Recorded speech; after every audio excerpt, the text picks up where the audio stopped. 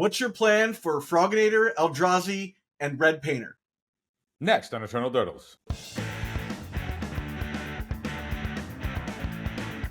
Extreme thank you to all the Dirtomaniacs that support the show. If you want to get ad-free content and extra free content, you can go to patreon.com/eternaldirtles and support us. Proceeds go to editing the show, upgrading equipment, and helping us travel to events. What it do? Hello and welcome to Eternal Dirtles. I'm your host, Zach Clark, and with me as always, Phil Blackman. Phil, how's it going, man?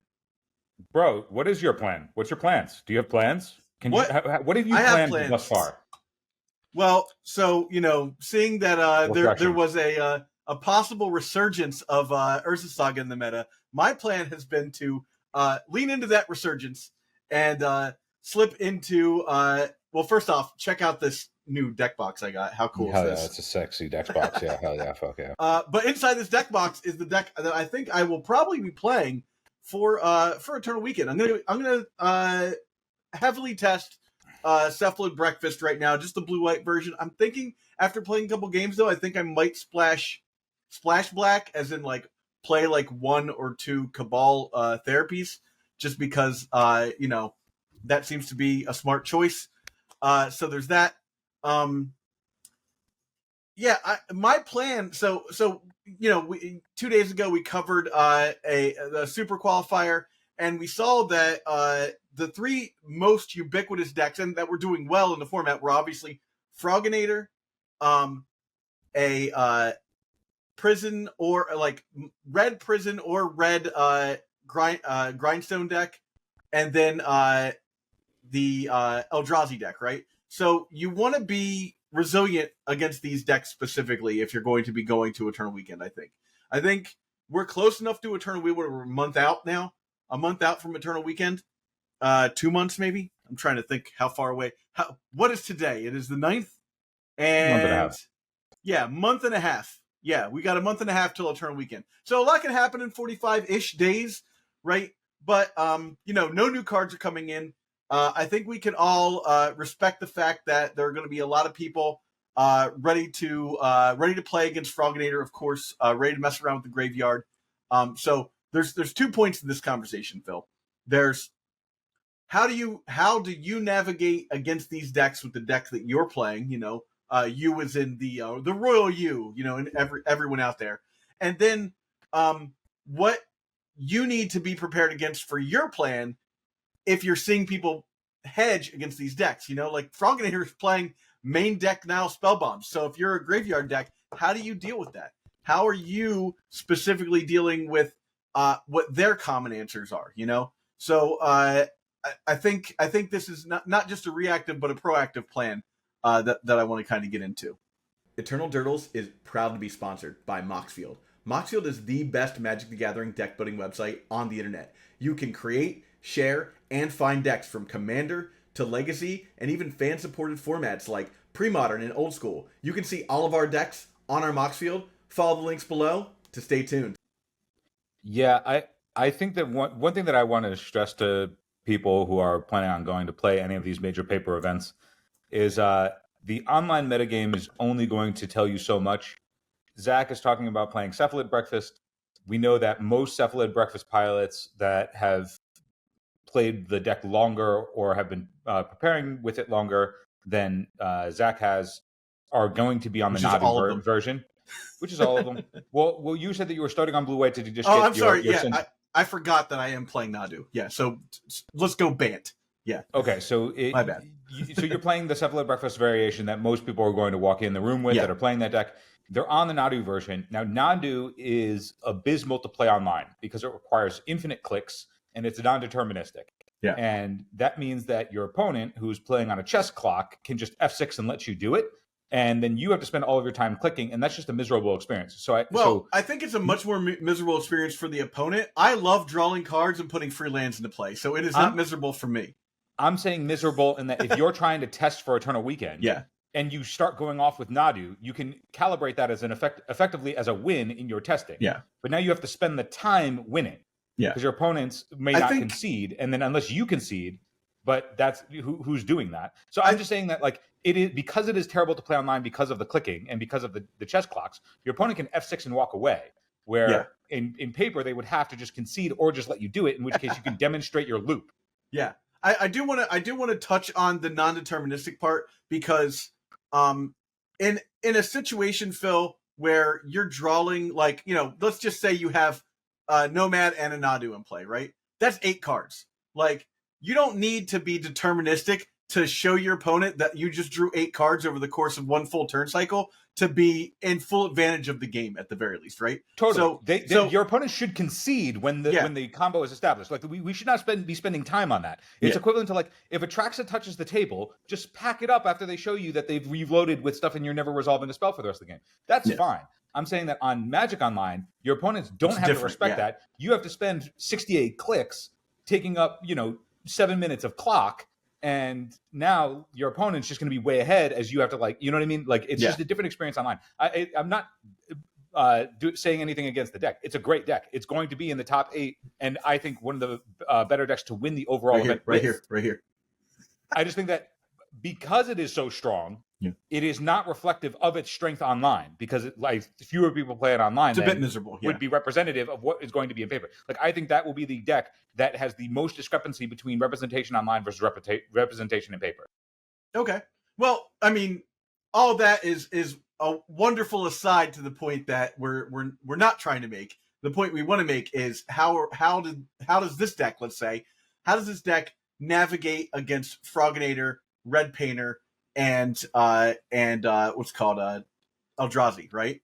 I mean, so I'll start here, because we'll pick out a couple decks and just give the quick, like, what's your plan, right? So against Froginator, I think I just need to be the faster combo deck, especially in game 1, where if I'm able to put, like, a Teferi in play and do my thing, right? That's where I want to be. And ostensibly, I can play after they reanimate something. They can, as long as it's not a Traxa and they draw 4 cards, right? They can do whatever else they want. And if I can just 1-2 do my combo, maybe I have a Force of Will backup or something like that. Probably not if they have a guy in play, but I have one more chance to get in, right? So my game 1 plan against Froginator is obviously just try and be the faster combo deck, which I think, because the win is apparent and happens immediately versus I have a guy in play, I have to attack for 3 turns, I do have, like, a small chance to, like, just be faster than them. Now, I got to worry about disruption and all that stuff, but my deck also has some resilience against that. Now,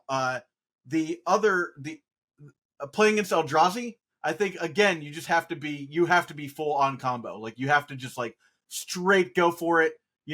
Hope that they don't have what is it? Kozilek's command. Kozilek's command can exile stuff from the graveyard. That's how that works, right? It's been a second. I don't play that card, so I just know that it can interact with me. And really, there's not much else that they can do to interact with you on the stack, right? It just play dudes. Play a 4-mana Stone Rain that's also a 3/3, right? TKS is a problem, but, like, so is Thoughtseize, So there, I think you just, like, aggressively try and do the combo and hope that they can't get you before you get them. And the game 1. Now, game 1 against Painter, I think it behooves you. I just played a match against Painter, and I think it behooves you to realize what's important in that matchup. Because, again, your plan is to obviously continue to be the faster combo deck here, but you have to worry about their combo, right? But you don't have to worry so much about their combo. You need to keep their Painter off the board. That's the only thing you care about, right? If Painter stays off the board, that means their Red Blasts are pretty useless against you. Like, yeah, they can Red Blast your stuff, but Red Blast doesn't stop Dread Return, right? If you're able to get Nadu in play, like, they're gonna have to, like, and they're like, okay, well, you cast it uncounterably with a Cavern of Souls, let's say. They're gonna blast it, and you're gonna draw a card, so you're good there. But if you can keep Painter off the board, you don't have to worry about their Grindstone. Let them play Grindstone. Grindstone plays into your plan, actually. If they want to just mill you every turn, that's fine. You're happy with that, right?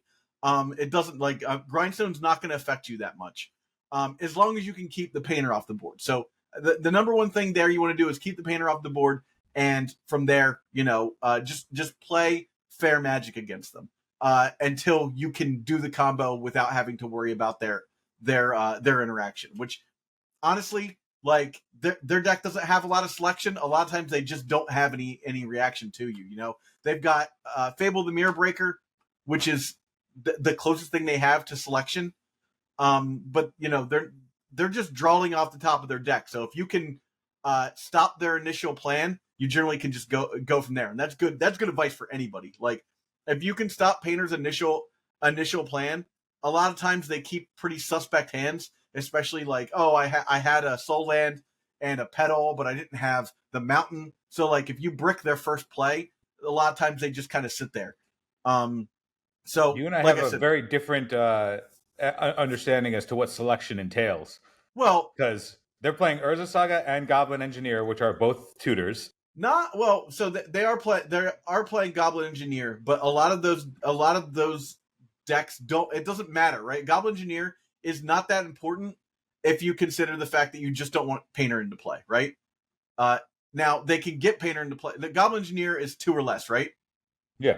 Yeah, so they can get Painter into play off Goblin Engineer, but because like with Breakfast, you have a full turn to deal with that. Like you have a bit of a choice. Engineer's 3 or less, but yeah, it's functionally what you're talking about. Yeah, so you have a turn to like figure that out. I'm more worried about Welder, honestly, and I think so let's talk about like our plan in games 2 and 3, right? If we're talking about, we'll go backwards, right? Red Painter. I want to bring in Pithing Needle, and then I can just ignore 90% of what they're doing. If I can put a Pithing Needle into play against them, I kind of don't care so much about Painter anymore, because I'm just going to name Grindstone, and you want to keep Painter off the board because they have Red Blasts, but you don't have to worry so much that like they're going to get you with the combo if you just have that as like an extra backup piece. So again, like you can play the fair game against them and just do Urza Saga against them, and they're going to have Urza Sagas too. They have obviously a lot more selection as far as their swath of artifacts are concerned. But I think Pithing Needle is probably your best friend in this matchup. And then you can play. I probably would side out to Fairy in this scenario, because I don't know that I would care so much about their interaction as long as I'm able to do my combo first. I don't know. What do you think, Phil? I don't know really the aside from other deck, but yeah, I mean, boarding out your 3-mana blue spell against their 7 red blast seems like a reasonable take. Like I'm going to bring in Consigned to Memories. I'll bring in Force of Negations, sure. Then I have Serenities as well. Like you could go way too far down the rabbit hole trying to stop this deck from doing a thing, but I think honestly, you don't want to go too far down that path. And I need to look at the sideboard and see how I feel about all the cards in the sideboard, because I just picked the stock list. But like there are Brazen Borrower, Consigned to Memory, Force of Negation, Serenity, and Soul Guide Lantern are all cards that I could see myself bringing in. But that's 7 cards. I can't imagine bringing 7 cards in against this deck, because it's not like I want to side out my Swords to Plowshares. You want to get rid of those the Goblin Welders, right?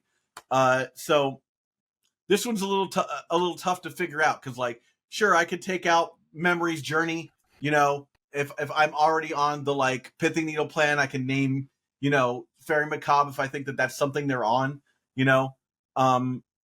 But I think here, and this is the case with this deck all 3 times I said it, you just want to be the faster combo deck, right? But other decks, that are not playing combo plans, you want to think about how you're going to beat this deck after board, which means that your sideboard should be mostly considering these 3 decks, right? Yes. Yeah. So I think if you're going with like, this particular list was probably made before, everyone figured out that these were the 3 things, right? But like, I don't know that you ever want to side in 7 cards. Like 7 cards is so many cards to side in against somebody. Unless you're doing a transformative sideboard, that seems like way too much flux, especially in a deck that has like a combo that's trying to pull off. I mean, if you want to know how to sideboard, just listen to the sideboarding episode we did in the link above Zach's head right now. Uh, I think that the way you should approach it before figuring out if 7 is too many is how many cards do you not want in your deck post board? Well, that's and tough. Then go from there. You know, how many, like, what do we take out? Do we take out Ponders? You know, do we take out like one Shuko? I could see taking out one Shuko, you know. You just said you had to be the faster combo deck, though. What's your plan, my guy? Well, so Shuko you're going to grab with Urza Saga, right? Like, that's fine, you know. And you want to bring in like a Pithing Needle or something like that against this deck. So I generally, one of the first cards that comes out is the second Shuko for me, if I am worried about my opponent's plan as well. That might be incorrect, right? But I definitely don't want those Teferis in. So that's 3 cards. And then like Prismatic Ending is okay against this deck, but I'd probably take it out because it's sorcery speed. And I'd rather just like make sure that I can do this, even though it is exile. That is relevant text against this deck, especially with the Goblin Welders. So I don't know, man. Like this is a rough one. Maybe Lotus Petal comes out, and you know, again, you're trying to be the faster combo deck, but like, is one Lotus Petal really getting you there in this particular matchup? You know, a lot of times Lotus Petal, you fetch it to play around a Daze. So I don't know. This is a thinker for me. I'm still working on how I want to approach that. Now Eldrazi. Eldrazi's a little bit different. Like, I'm bringing in 2 Consigned to Memories, and I think kind of that's it. So I'm probably taking out 2 Teferis, bring in 2 Consigned to Memory, and just being like, I'll tempo play them, and then just go from there. This is a deck where I don't think that I have any chance to win the fair game against Eldrazi. So I want to be as all in on the combo as I possibly can. And I don't think removing anything that helps me do the combo or get to the combo is going to be useful. Yeah, consign is good, and I mean, it's unfortunate that it's the only real tool for the most part. I mean, outside of like, you know, mana denial, but Breakfast doesn't play any of that. So yeah, I just combo them out. Yeah. Now and then, okay, so against Froginator's tough, right? So like, you know, I could play. What part of it is tough? Everybody tells me that this deck is impossible. Well, and when my opponent plays a frog or Metamorphosis Fanatic into a troll or whatever, I'm like, this deck is so manageable because they let you untap and take a draw step and cast spells before you die. No other deck does that. I will say this. The part of the deck that's impossible is when they put Atraxa into play. Yeah. But I will say this, is if out of these 3 decks, I think this is probably the best matchup for Cephalid Breakfast. And hey, anyone that has a little bit more experience with Breakfast versus Reanimator, correct me in the comments. I love that. Please do. But I think, and I'm going to explain myself here, I think that is better for you. That particular matchup is better for you because, you know, you're fine with their fair plan. If they're on their fair plan, like, you're going to get enough time. Even if they're like drawing an extra 2 cards with Frog, like over the course of the game, like, you might just get it, you know? The hardest part for me is dealing with Atraxa, right? That's easily the hardest part. But like, this is a deck that doesn't even like care if you go down to 1 life, you know? Like, a lot of times, like, you know, if you're Reanimator, you're like, I'm under 7. I guess I can't bring out Atraxa or Troll. I'll die, you know? So, I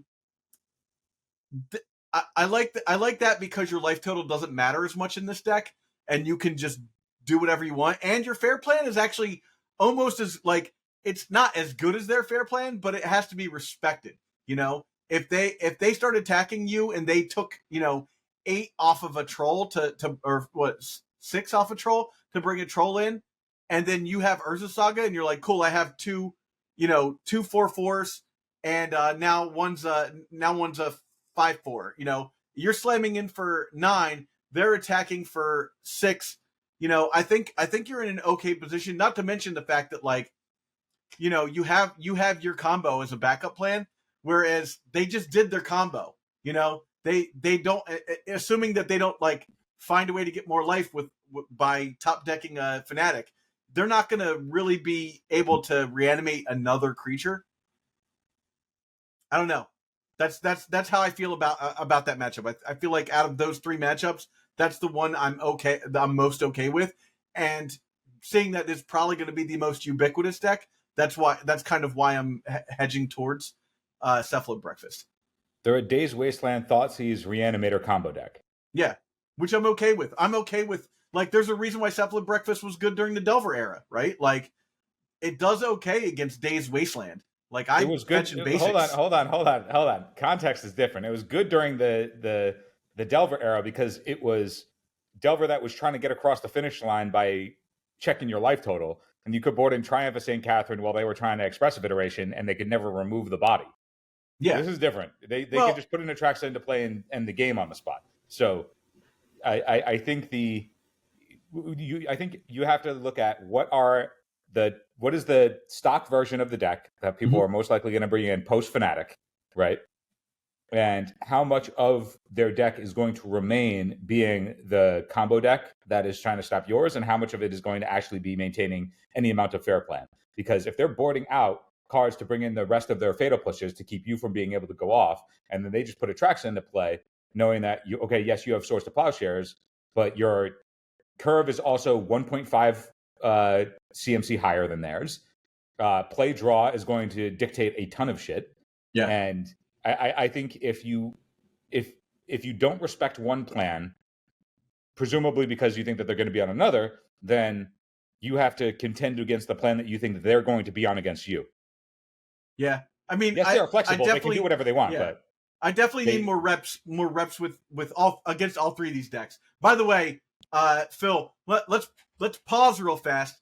I assume you haven't played any since Tuesday. No. Okay. I have gotten in 3 more matches, so I'm at 5 tier 10. 5 tier 10. So and I'll be playing a little bit more from there. But one thing I wanted to mention as sort of a complete aside, jumping off topic for a second, we just reached 2,000 subscribers on YouTube. Hell yeah. And that's like huge, super huge thanks to everyone who's watching now, because that was like 100%, the people who are watching this are responsible for that, for keeping us afloat and whatnot. So, that's super awesome. Also, I just wanted to mention that earlier this week I recorded a challenge win recap with John Lee on Reanimator. So that episode is coming up soon, and a 9-0 challenge win with Eric Rutkowski on Doomsday, and those will be up next week because you'll be out next week. So I want to put those up, but I wanted to also say they will be up early for all of our Patreon supporters, so you can see them a full week early if you want. I'm going to put those up tonight. So tonight is Wednesday for us right now. So when you're seeing this, they will already be up on our Patreon. So if you want to join our Patreon and get early access to those videos, I mean, there's no better time to join our Patreon at the Dirtle Mania or Dirtle Magus and above tier. I always I never thought that like any Patreon that had like get early access to this thing as a perk mattered. It's like, okay, I'll wait a day and a half or whatever. Where this time, like when you were like, yeah, we'll actually put us stuff early, and I was like, oh yeah, the timing of being a little bit early to get the takes from the people when there's another challenge coming up. It's like, oh, it's actually relevant to get in early as a way to FOMO some people. So especially it matters because the time is of the essence. We have only a month and a half left. You got to get in all the reps you can to for Eternal Weekend. All the knowledge you can get in before Eternal Weekend is important. Every second matters. Every second counts. Every second counts. That's what they say on the bear, right? Wow. And so because every second counts, with that, get out of here and go practice. Yeah. No, but so Phil, let's maybe not the best choice for people, but what's your plan on miracles against these decks? Well, give me which deck you think, and then I'll tell you what the plan is. Let's talk about Froginator first off. Okay, Froginator it's swingy. Yeah. If they are on the Atraxa plan, it's impossible to win.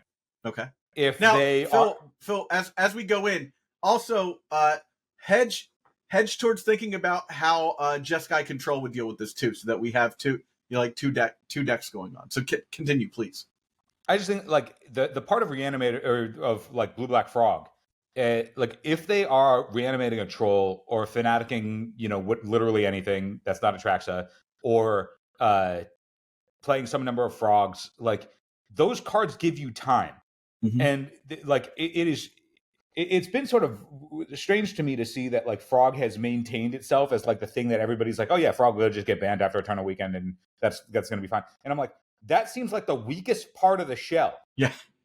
Like the Days Wasteland Entomb Reanimate is the part of the shell that's like obscenely busted and just can end the game before you actually take any relevant actions. The deck just added another relevant 2-drop that just casts Animate Dead on the creature when it gets played. So a frog seems less like a problem to me now.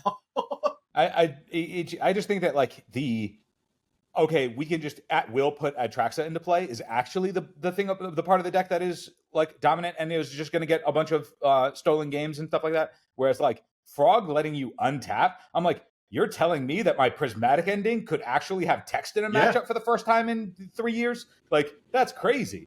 So if they're on that plan of like actually trying to play creatures and attack with them and check your life total, you're happy as any ship pile of white cards to contend with that. If they put an Atraxa into play, okay, well, they're going to flip over a Force of Will blue card, Thoughtseize land, play their land, Thoughtseize your best thing, know your hand, and then never let you cast a relevant spell for the rest of the game. So, like, they're two very disparate experiences when you play against that deck, and one plan feels impossible without, like, actually, contending a bunch of sideboard slots to play against it, and the other side feels fairly clean. Now, something that I haven't gotten enough testing in with that I will be in the lead up, because I expect there to be a lot of Nadu Breakfast, right? And of course, there's going to be a ton of Froginator. And there's one side of the Froginator deck that I care about, which is literally and solely the card Atraxa. There is, against Nadu Breakfast, the part that I have trouble contending with as a Terminus player is the fact that they can just kill you on the spot and you don't get any time, right? So you're playing a bunch of sorcery, so if you don't have an instant speed Terminus, if you don't have a Source to Plowshares with protection, the game just ends. And so other cards that otherwise would have text, like Prismatic Ending, that like if they give you a chance to snipe their Shuko or whatever, but they're so dense that they can just go A plus B kill you so consistently with a lot of protection because their combos is so contained that looking for a way to both contend against Nadu Breakfast to make it so that they can't just outright kill you straight up, and against Froginator where they can't just put Atraxa into play. There is one card, Zach, that I have thought, again, now I'm going to caveat, we're going into Force of Fill theory here, okay? And when we go into Force of Fill theory, a lot of the time, the theory is, well, that sounds sort of smart, maybe when you say it out loud, and then in practice, you're like, this is the worst shit you've ever done. But the one card that can stop the auto kill out of Breakfast and Atraxa in the same slot for the requisite cap of mana of a single mana, that card, Zach, is Extract. Okay, what does Extract do, Phil? Zach, Extract is a blue sorcery that lets you search a player's library and exile a card from it. Okay. That's it, Zach. That's the whole text of the card. All right. It's like it's a non-surgical extraction. It's better than surgical extraction. Yeah. You can play it proactively. You want to know why surgical extraction isn't good enough? Thoughtseize exists. Yeah. Sorry. You want to know why surgical extraction isn't good enough? Cabal Therapy flipped over during the combo exists. Sorry. Get wrecked. Yeah. Maybe you in the coin flip of the Thassa's Oracle getting flipped before the Cabal Therapy, but Are we going into Eternal Weekend trying to flip coins to win games? I am. Well, you are, but you're not playing Yeah, the coin flip deck. Why It's aren't you? true. You It's could true. be. Phil, going from there, how would one of these pile of trash white card decks beat Eldrazi? You don't. Okay, But if you wanted to make it, if you wanted to take a try, if you have a wanted go to at make it. Yeah.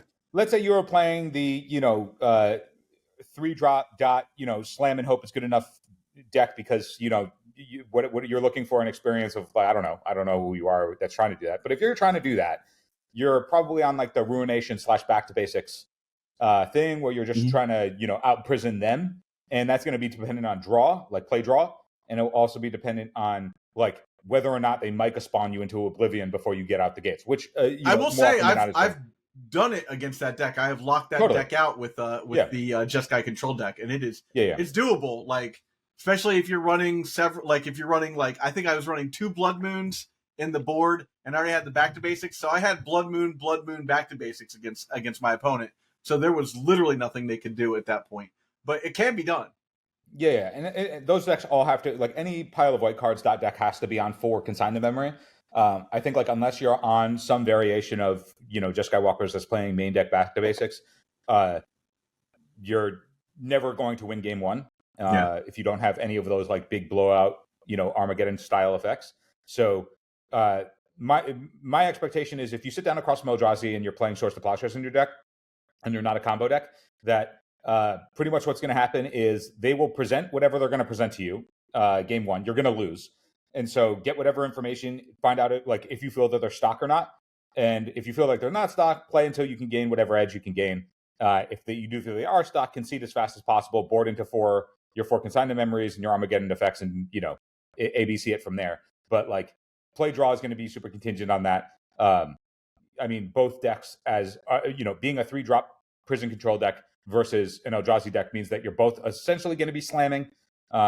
It's going to be a wallop fest, so wallop each other. But post board, you actually have consignment memory, so you actually can go under, and that's important. So that's like the critical juncture. I have seen it's not good, but I've seen players play Stone Brain out of Eldrazi just to Stone Brain the consigns, because once you Stone Brain the consigns, then you control the narrative for the rest of the game again, and it's just like it's rude. But again, that's play draw, right? Because you can Ancient Tomb your Stone Brain out, and then the consign doesn't work anymore. But if it's the other way around, you're just like. But at the same time, that's only from a player that clearly showed respect for consign. Yes. And Eldrazi players just might not do that, right? Like they can also just not respect the shit pile of white card decks. Yeah. Now, I think that before Fnatic, and like the shift of like where the metagame has gone since, there was a time where I thought that the Teferi Narset deck was going to pick back up and be like something that was relevant and playable at the major event. And now between Froginator, Painter, Nadu Breakfast, and Eldrazi, I just think that the format is just so fast. And you putting a Narset to Impulse or a Teferi to bounce something, if you aren't then follow up comboing, it is a turn and a half too slow compared to like other decks that are just going to kill you. Like Breakfast can turn 1, turn 2 you. Eldrazi is a bunch of prison plus fast things that either blow up your lands or strip your hand or whatever. Froginator can just put Attraction into play. Like these are all plays that happen on their second turn cycle. Yeah. So like the idea that you're like, yep, I'm built around these 10 sorcery speed 3 drops that may or may not be enough, and half of which don't affect the board. Like, is that really a reasonable thing that you can do this year? I personally don't think so. Now, there will probably be some players that like playing those cards and bring it, but I think that if given what we know the metagame to be, with no additional changes of like cards being added to the pool between now and Eternal Weekend, as a fellow white card shit pile gamer, I think that deck would be a mistake to bring. Okay. So I wouldn't suggest it. With that in mind, we have the one final what do you do, which is Painter. How did those decks deal with Painter? So the problem with Painter is Urza Saga and a bunch of Red Blasts. Yeah. the combo itself being pretty mana intensive is not necessarily a problem, and they're less dense than Nadu Breakfast is. So like Nadu Breakfast has a bunch of different pieces between Shukos and Nomads and Illusionists and Nadu that they're so much more flush on being able to establish A plus B that Nadu Breakfast sort of compels you to respect it at all times, because the chances that they have it at all times is so much more likely than them not having it, that, and both of them end the game on the spot before you get to untap. Now, the difference with Painter is, and also the thing about Nadu is it can goldfish, right? It doesn't care that you're there. Yeah. So like you can have, even post board, you don't have to care what's in your opponent's deck. They can just, I mean, to an extent, like you're going to play around their sideboard cards, but for the most part in a vacuum, you don't have to care about what's there. Whereas again, with Painter, if you want to respect Painter, like people put the fucking Gaia's Blessing in their board, right? And it's like, okay, you now have to not only have the combo, but then also the thing to remove the stuff in my graveyard as well, in addition to the thing. So like there's more ways to just like sort of put stopgaps in the way of that combo. And so I think that the actual hurdle to get through is if you're playing a shit pile of white cards, that you're playing, you know, or whatever blue deck, your problem is 7 red blast plus Urza Saga. Yeah. And Urza Saga doesn't care about counter magic, and they're always going to win your counter wars because they're playing 7 red blast that just say target counter text box. So that is actually where the challenge lies. I think that the combo is less so than that, because Urza Saga is also the combo. Yeah. So, but like Urza Saga is all their plans packed into one, and it's not going to give you time to actually do it because they get to put in the grindstone for free, netting mana on the turn that it pops off. So Urza Saga not only generates mana, but it also discounts the grindstone to 0, and then at the cost of no cards. So like the actual plan that is difficult against Painter is it's an Urza Saga deck. Now they can grind and they can do all that stuff, but if they're on the I want to grind against you plan, you're pretty much good. The other thing to be mindful of, if you're the, you know, prismatic ending, whatever white player that's, you know, just trying to interact, don't let them sit and play with a grindstone. Same thing with against Breakfast. If there is a, because they get selection that way. It's not selection. If there's an A plus B permanent combo deck, like a la if for some reason your Breakfast opponent has to pass the turn with a Shuko on the table, or has to pass the turn with the Nomads on the table, don't let them untap with a combo piece.